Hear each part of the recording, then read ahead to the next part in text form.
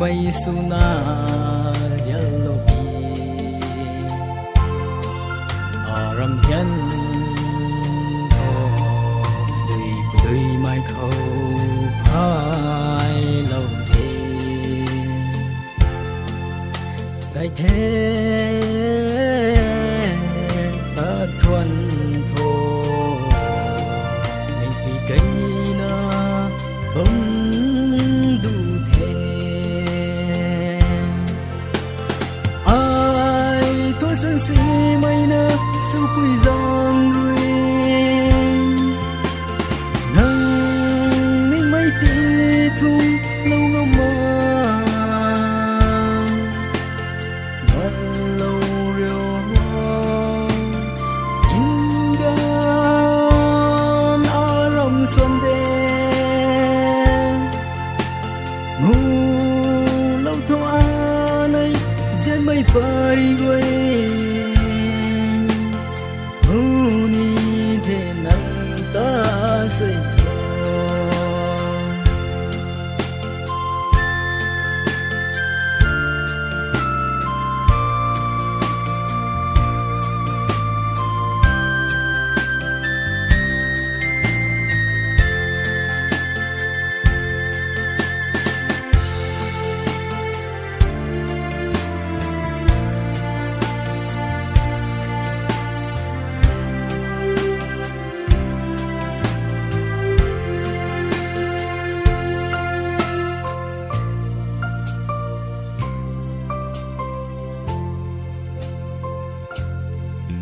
tắt gần mây này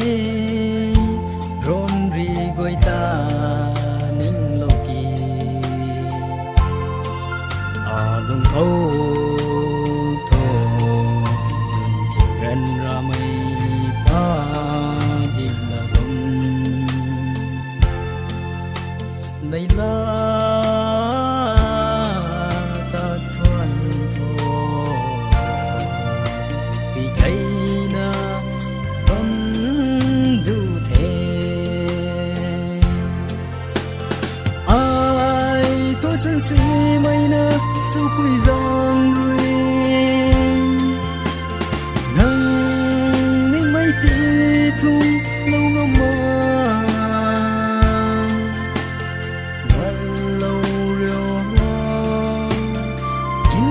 gan aram xuân đê ngu lâu thô anay diễn mây phai quay ni thế nắng ta soi lung su mấy mạc na ta khoan thô ra quy rui sắm suy lâu mà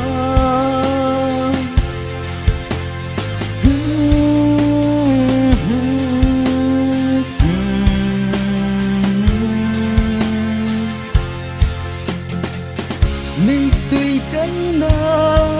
ninh tâu bầm chẳng si nào bông rêu này là ta không thô ai tôi dân si mây na su quy giang ruồi nang ninh mây tì tung lâu ngom mà loan lâu riêu in gan aram xuân đê ngu lâu thô anay diễn mây phai đi quay